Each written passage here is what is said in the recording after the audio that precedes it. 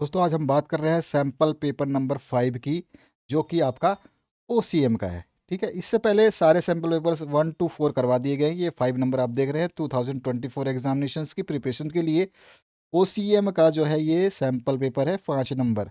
इससे पहले 1 2 3 4 करवा दिए गए हैं। इकोनॉमिक्स के 1 2 3 4 करवा दिए गए हैं। इंग्लिश के 1 2 3 4 करवा दिए गए हैं। 5 भी करवा दिए गए। सभी के 5 सैंपल पेपर करा दिए गए हैं। एसपी के भी 5 सैंपल पेपर्स करवा दिए गए हैं। अब चलिए हम देखते हैं यहाँ पर इस सैंपल पेपर में किस टाइप के क्वेश्चंस हैं। सबसे पहले जो है आपको बताना है कि इसमें जो करेक्ट ऑप्शन है वो कौन सा होगा। यानी कि यहाँ पे एमसीक्यू दिया गया है, मैनेजमेंट प्रिंसिपल इन्फ्लुएंसेस डैश। यहाँ पे ऑप्शन है, मैं सभी के आंसर्स बताने वाला हूँ आपको आगे चल के। ये 5 नंबर का इस टाइप का क्वेश्चन पूछा जाएगा आपसे। ठीक है, 5 क्वेश्चंस रहेंगे, पांचों के करेक्ट ऑप्शंस जो है आपको चूज करने होंगे। तो इस तरह का 5 क्वेश्चंस आपने देख लिए। अब आते हैं हम नेक्स्ट क्वेश्चन पे, जिसमें आपको फाइंड द ओड वन, कौन सा ओड है इसमें से आपको बताना है। ये भी 5 नंबर का मिलेगा आपको।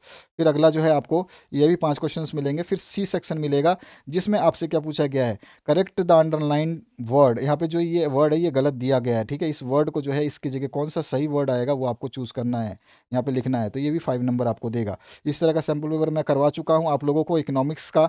ठीक है, एसपी का तो आपको ध्यान रखना है कि फॉर्मेट आपका सबका वही रहता है। ओसीएम का, एसपी का क्वेश्चन सिमिलर टाइप में आते हैं। कभी मैचिंग का आएगा, कोई ट्रू फॉल्स का आएगा, कभी रीराइट का आएगा, कभी प्रॉपर ऑर्डर का आएगा। ठीक है, बहुत सारे इस तरह से क्वेश्चंस बनते हैं। डी जो आपका पार्ट है, इसमें प्रॉपर ऑर्डर बताना है, यानी कि ऑर्डरिंग जो है यहाँ पे गलत है, इस ऑर्डर को सही करके आपको लिखना है। तो ये भी 5 नंबर देगा आपको। अब जो है यहाँ पर आपका नेक्स्ट जो सेकंड क्वेश्चन बनता है, इसमें से कोई भी 4 अटेम्प्ट करने होंगे, जिसमें आपका पूछा गया है कि जो मेंटल रिवोल्यूशन है ये कॉन्सेप्ट क्या कहता है, ई बैंकिंग सर्विसेज क्या कहती है, बीपीओ क्या होता है, डिस्ट्रिक्ट कमीशन क्या होता है, मार्केट और B2C क्या होता है। ये 8 नंबर देगा आपको 4 अटेम्प्ट करोगे तो।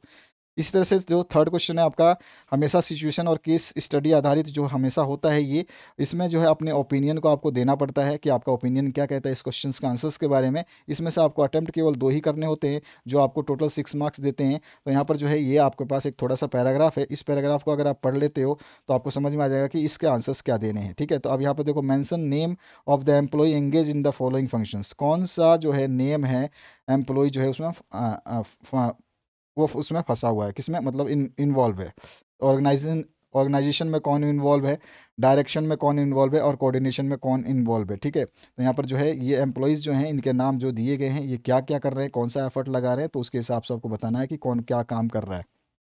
3 नंबर आपको यहाँ से मिल जाएंगे केवल इतना लिखते ही। सेकंड क्वेश्चन में जो है आपको दिया गया है यहाँ पर, इसके भी 3 क्वेश्चंस पूछे गए हैं, तो आपको बताना है इन तीनों स्टेटमेंट का आपका ओपिनियन क्या हो सकता है। या फिर थर्ड क्वेश्चन आप अटेम्प्ट करना चाहे तो इसमें भी 3 आपको ओपिनियन है अपने देने हैं, इसको बताना है कि इसमें क्या कर सकते हैं आप। अब बात करते हैं हम अगले क्वेश्चन की तरफ, जो कि चौथा क्वेश्चन है आपका, डिफरेंसेस का रहता है। प्लानिंग कंट्रोलिंग में क्या डिफरेंसेस है, कॉमर्शियल और सेंट्रल बैंक में क्या होता है, ई बिजनेस और ट्रेडिशनल बिजनेस में क्या डिफरेंसेस हो सकते हैं, डिस्ट्रिक्ट कमीशन है, नेशनल कमीशन क्या होता है, ये आपको डिफरेंसेस बताने हैं। यहाँ पर आपको जो है एनी 2 करने होंगे, यहाँ पर जो है एनी 3 करने थे आपको, ये ध्यान रखना है। ये 12 मार्क्स देते हैं आपको, एनी 2 यहाँ पे करोगे आप। ठीक है, तो यहाँ पे आपको 8 मार्क्स मिलने वाले हैं। ठीक है, ये सारे के सारे हैं ऑप्शंस आपके। डिस्क्राइब करना है techniques of scientific management, 4 techniques को डिस्क्राइब करना है। देखो जितने नंबर का क्वेश्चन होता है ना उतने ही आपके पूछे जाते हैं। Explain the characteristics of entrepreneur, explain any 4 concept of market, ये सारे के सारे आपको एक्सप्लेन करना है। जस्टिफाई करना है इस स्टेटमेंट को, कि इनमें से 2 स्टेटमेंट आप जस्टिफाई करिए, 8 नंबर ले जाइए। ठीक है, ये सारी स्टेटमेंट है। इसके बाद इसमें से आप कोई भी 2 अटेम्प्ट करिए और यहाँ पे आप 10 नंबर ले जाइए, यानी कि 5-5 नंबर का एक एक हो गया आपका।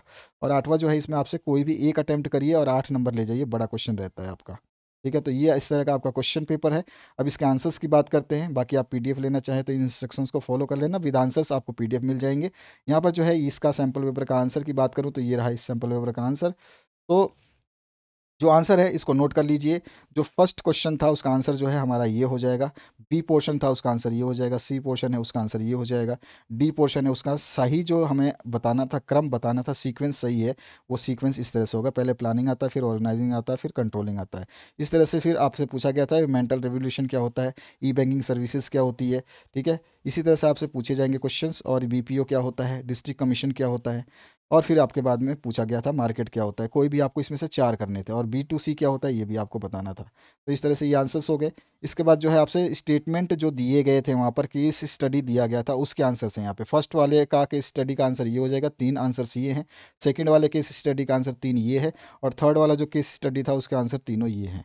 इसके बाद आते हैं चौथे नंबर पे। चौथे नंबर में आपसे डिफरेंसेस पूछे गए थे, प्लानिंग एंड कंट्रोलिंग में क्या क्या डिफरेंसेस हो सकते हैं। तो इस तरह से आप टेबुलर फॉर्म में जो है कोई भी 4 डिफरेंसेस लिख देना, आपकी जो इच्छा हो वो 4 डिफरेंसेस आप लिख सकते हैं। कमर्शियल बैंक और सेंट्रल बैंक में क्या क्या डिफरेंसेस हो सकते हैं, ये आप कोई भी 4 इसमें से डिफरेंसेस लिख सकते हो, ठीक है। इसके बाद जो है ई बिज़नेस और ट्रेडिशनल बिजनेस जो होते हैं आपके, इसमें क्या क्या जो है आपके डिफरेंसेस देखने को मिलते हैं, इसमें से भी कोई 4 पॉइंट आप जो है इसमें लिख सकते हैं जब इससे आपसे डिफरेंसेस पूछे जाएँ। डिस्ट्रिक्ट कमीशन और नेशनल कमीशन में जो क्या डिफरेंस होता है, डीसी में और एनसी में आपको बताना है, तो ये भी आपको 4 डिफरेंसेस इस तरह से बता देना है। कोई भी आपकी मर्जी है वो 4 डिफरेंसेस आप बता देंगे। इसके बाद जो है नेक्स्ट क्वेश्चन, जिसमें आपसे पूछा गया था कि भैया जो टेक्निक्स है साइंटिफिक मैनेजमेंट के FW टेलर के, वो कैसे हैं, कौन से हैं। फ्लो चार्ट के द्वारा भी आप बता सकते हो, मैंने इससे पहले वाले में बताया हुआ है फ्लो चार्ट के द्वारा, तो आप फ्लो चार्ट के द्वारा भी बता सकते हो, ठीक है। तो इस तरह से ये आंसर लिख दोगे आप, ये पूरा का पूरा जो है आराम से आप देख सकते हो, पूरा आंसर आपके सामने है। तो ये सारे के सारे आंसर्स आपको मैं दे रहा हूँ। इसके बाद जो है एंटरप्रेन्योर के जो है कैरेक्टरिस्टिक्स क्या होते हैं, ये क्वेश्चन पूछा गया था, तो इसका आंसर यहाँ पर आप देख सकते हो। सेकंड क्वेश्चन का आंसर ये है, ठीक है, ये हो जाएगा आपका आंसर। इसके बाद थर्ड क्वेश्चन पूछा गया था कॉन्सेप्ट ऑफ मार्केट जो है उसको एक्सप्लेन करना था आपको। कोई भी 4 कॉन्सेप्ट मार्केट के एक्सप्लेन करने थे, तो ये कॉन्सेप्ट है मार्केट के जिनको आप एक्सप्लेन कर सकते हैं इस तरीके से। इसके बाद जो सिक्स्थ क्वेश्चन है उसमें आपसे पूछा गया था, जो आपका FW टेलर है, वो प्रिंसिपल ऑफ साइंटिफिक मैनेजमेंट जो है वो उसका क्या है हिसाब किताब, उसको बताना है, ठीक है ना। वहाँ पे जो है पूरा का पूरा कॉन्सेप्ट को क्लियर करना है आपको। तो फर्स्ट वाले का आंसर तो ये हो जाएगा, ठीक है, ये फर्स्ट वाले का आंसर है, इसको नोट कर सकते हैं। सेकंड वाले का आंसर ये हो जाएगा, क्वेश्चन पेपर आपने देख ही लिया, अभी अभी मैंने आपको दिखा दिया था। थर्ड वाले का आंसर ये हो जाएगा, ठीक है, और फोर्थ वाले का आंसर ये हो जाएगा।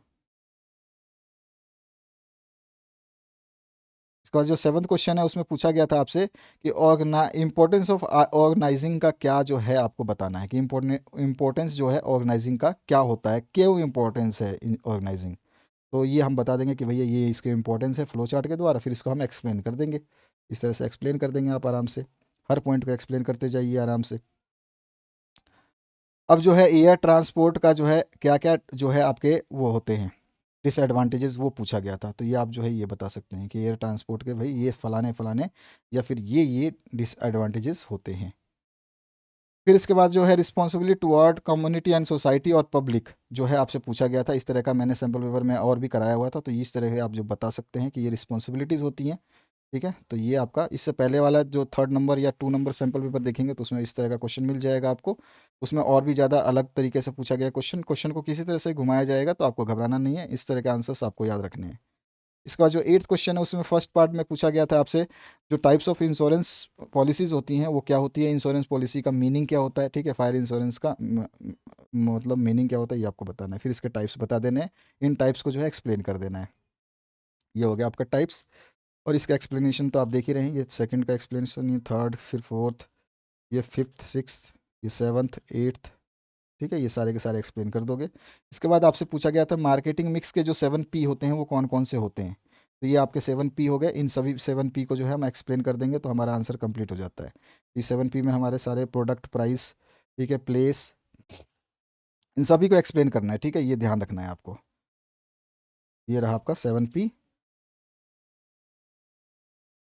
इसको एक्सप्लेन कर दोगे। तो इस तरह का आपका क्वेश्चन पेपर है जिसका सॉल्यूशन आपने देखा। और अगर आप कोई भी PDF विद सॉल्यूशन लेना चाहते हैं, अगर आप वीडियो से नहीं पढ़ पाते हैं, कई बच्चे होते हैं कि सर हमें वीडियो से पढ़ने में दिक्कत होती है, हमारी आंखें कमज़ोर है, या फिर हम ज़्यादा देर तक मोबाइल या लैपटॉप को यूज़ नहीं कर सकते हैं, बहुत सारे प्रॉब्लम्स होते हैं बच्चों के, तो उनके लिए जो है सुविधा प्रदान कर दी गई है। और भी जो बच्चे जो भी लेना चाहें तो वीडियो ये इस PDF को या फिर कोई भी PDF आप देख रहे हैं जो हमारे वीडियो के माध्यम से देख रहे हैं जिसमें आंसर्स हैं, उसको ले सकते हैं। ऑप्शन आपके सामने दिया गया कि इस माध्यम से आप PDF को ले सकते हैं। तो आशा करता हूँ इस वीडियो को आपने समझ लिया होगा। और कोई भी वीडियो आपको देखनी है, चाहे इकोनॉमिक्स का देखना हो, इंग्लिश का देखना हो, या SP का देखना हो, या OCM का देखना हो, उन सभी को देखने के लिए ये रहा आपके सामने प्लेलिस्ट, इसको चेक करिए, इसमें सब कुछ मिल जाएगा। अदरवाइज डिस्क्रिप्शन में चले जाइए, वहाँ पर भी प्लेलिस्ट अवेलेबल है।